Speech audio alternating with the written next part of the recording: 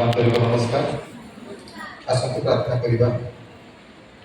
स्वर्गस्थ पिता तुम्हारे धन्यवाद करूछु, प्रशंसा करूछु, गौरव करूछु बाबा। मो दुर्बल मनुष्य को तुम्हारी वाक्य को प्रकाश करिबा निमंते प्रभु मते तुम्हारी शक्ति आवश्यक प्रार्थना करूछु प्रभु। तुम्हें तुम्हारे वाक्य परिचर्चा करो। विशेष प्रार्थना करूछु प्रभु, समस्त वाक्य सुनि प्रभु तदनुसार जीवन यापन करू। तुम राज्य निमंते प्रस्तुति समस्त गौरव तुम्हारी हो। यीशु पद परिचय सबाति आमीन। आसंतु आमे अल्प समय मध्य आज शास्त्रांश को बुझा चेष्टा करवा। विशेषकर यीशु प्रथम आगमन पृथ्वी पृष्ठ होता पाखापाखि से 33 वर्ष 6 मास पर मृत्यु को ग्रहण कर किंतु 30 वर्ष पर जो बाप्तिस्म नेले 3 वर्ष 6 मास सेवा कार्य कर सेवा कार्य एते शक्तिशाली थिला जे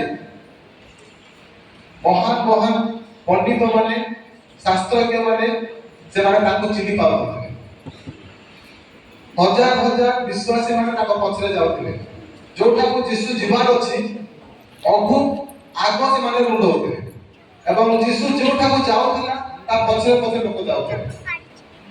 अलौकिक कार्य मृत्यु को जीवन दउथिले, रोग सुस्थ करथिले, विभिन्न कार्य से करथिले।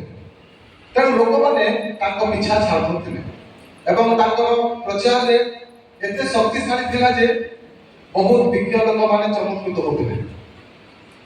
किंतु ए शेष सप्ताह मृत्युर शेष सप्ताह अनेक घटनावली उल्लेख अच्छी।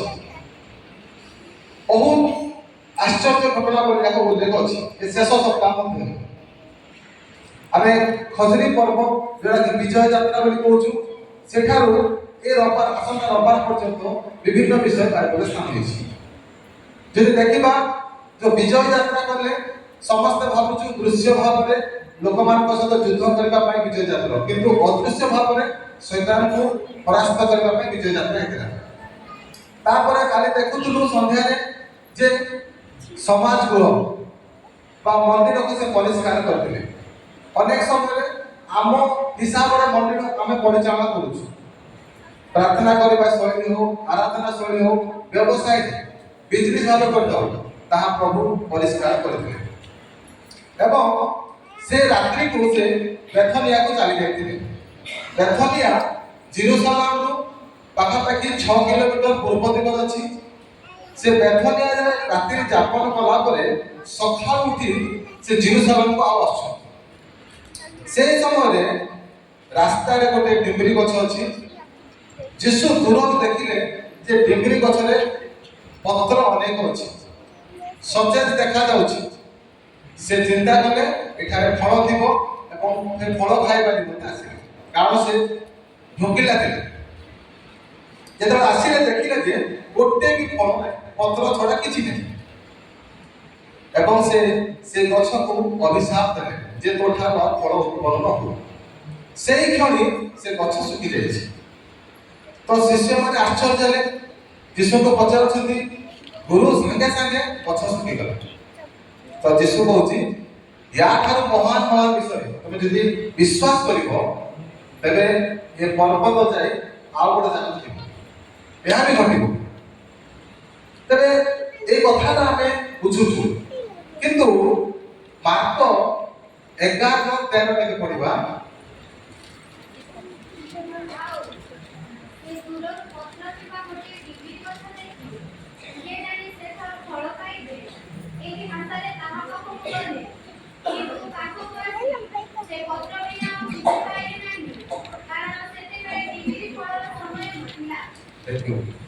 देखो तो पिला माने टिके इंटरेस्टिंग टिके सुनिबा माने बुझिया बोले यीशु जाई छथि डिम्बरी फल खाइबा पे किंतु मार्क देखु छथि से समय रे डिम्बरी फल रो सीजन नथिला टिके पडुआ लागछ ମାର୍କ ଲେଖୁଛନ୍ତି ସେ ସମୟରେ ଡିମ୍ବିରି ଫଳର ସିଜନ ନଥିଲା, ଡିମ୍ବିରି ଫଳ ଫଳିବାର ସମୟ ନଥିଲା।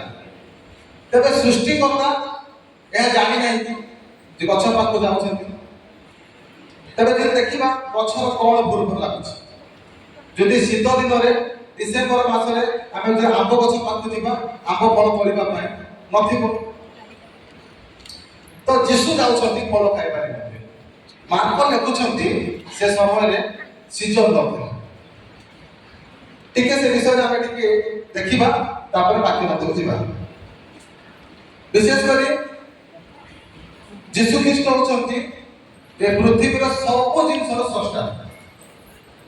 ତାଙ୍କ ଦ୍ୱାରା ପରିବେଶର ସବୁ ଜିନିଷ ସୃଷ୍ଟି କରିଛନ୍ତି।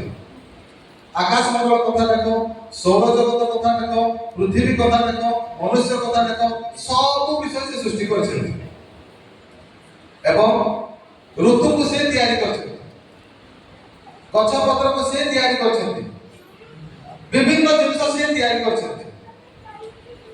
ତେବେ ସେ କି ଜାଣିନାହାନ୍ତି କୋଉ ଋତୁରେ କୋଉ ଫଳ ହଉଛି। ଚିନ୍ତାର ବିଷୟ ଯେ ଯୀଶୁ ଯାଉଛନ୍ତି ଫଳ ଖାଇବା ନିମନ୍ତେ ଏବଂ ମାର୍କସରେ ଉଦ୍ଧୃତ କରୁଛନ୍ତି ସେ ସିଜନରେ ଫଳ ନଥିଲା ବା ଫଳ ସିଜନ ନଥିଲା। ଯଦି ଡିମ୍ବିରି ଗଛର ବିଶେଷତ୍ୱ ଆମେ ଦେଖିବା, ଡିମ୍ବିରି ଗଛ ପ୍ରାୟ ବାଇବଲରେ ଇସ୍ରାଏଲ ଦେଶରେ ବହୁତ ଉଦ୍ଧୃତ କରାଯାଇଛି। ଜିତ ବୃକ୍ଷ, ଦ୍ରାକ୍ଷାଲତା,